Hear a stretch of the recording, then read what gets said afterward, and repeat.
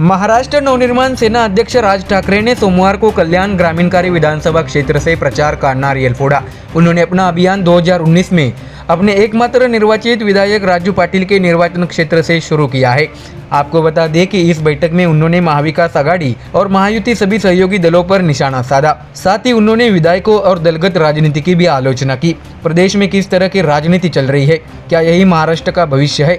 महाराष्ट्र के युवक युवतियां काम मांग रहे हैं, महाराष्ट्र में किसान आत्महत्या कर रहा है, कर्मचारी जैसे तैसे काम कर रहे हैं और दूसरी ओर राजनेता तो बस मजे ले रहे हैं, कभी इनके साथ तो कभी उनके साथ। ऐसा राज ठाकरे ने मौजूदा हालात की आलोचना करते हुए कहा है और सत्ताधारी दल और विपक्ष की राजनीति पर हमला बोल दिया है। दरअसल राज ठाकरे ने आगे बताया है कि वे ऐसा व्यवहार क्यों करते हैं, क्योंकि आपको गुस्सा नहीं आता। तुम अचार के गोले की तरह स्थिर बैठे हो, उन्हीं लोगों को बार बार वोट देते हो, इसलिए उन्हें आपकी परवाह नहीं है, आपको हल्के में लिया जा रहा है। महाराष्ट्र की जनता कौन है, हमारा क्या उखाड़ेगी, हम जो भी करेंगे वे वही काम करेंगे, आपके मुंह पर पैसा फेंका जाता है। ऐसा कहते हुए राज ठाकरे ने ये कहकर मतदाताओं के कान खड़े कर दिए हैं कि जब तक यह समझ नहीं टूटेगी ये लोग लाइन पर नहीं आएंगे। तो वही महाराष्ट्र में पार्टियों के टूट पर राज ठाकरे ने बताया कि कोई किसी के साथ जा रहा है, इनको शर्म नहीं आती। राज ठाकरे ने बताया कि हमारा महाराष्ट्र ऐसा नहीं था, ऐसे भी लोगों को धोखा देते देखा है, 1990 से देख रहे हैं, लोगों का सामना करने से डर लगता है, लेकिन अब मुझे कुछ भी ऐसा महसूस नहीं हो रहा।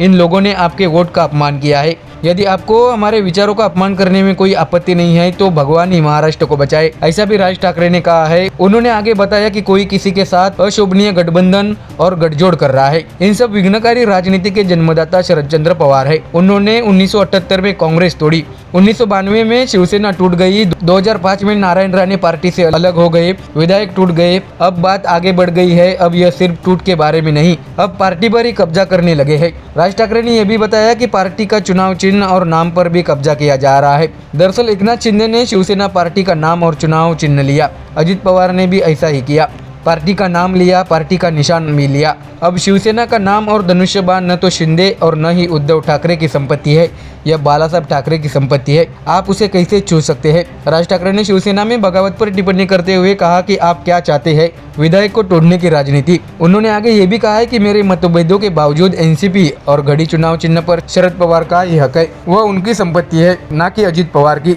राज ठाकरे ने आगे बताया कि महाराष्ट्र का वैचारिक पतन कितना होना चाहिए, पार्टियों का पलायन हो रहा है, चुनाव चिन्ह पर अधिकार दिखाए जा रहे हैं, लोगों का अपहरण किया जा रहा है। राज ठाकरे ने आगे बताया कि ये वो महाराष्ट्र राज्य है जिसे एक विकसित महाराष्ट्र के रूप में देखा जाता था, जिसे देश को दिशा देने वाले राज्य के रूप में देखा जाता था। उत्तर प्रदेश, बिहार में ऐसी बातें होती रहती है, क्या हम महाराष्ट्र को उत्तर प्रदेश और बिहार बनाना चाहते हैं?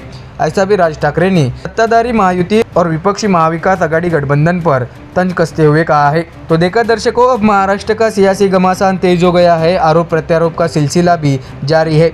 ऐसे में आने वाले चुनाव में ये देखना दिलचस्प होगा कि जनता किस पार्टी पर अपना भरोसा दिखाती है। Bureau report, MDR news.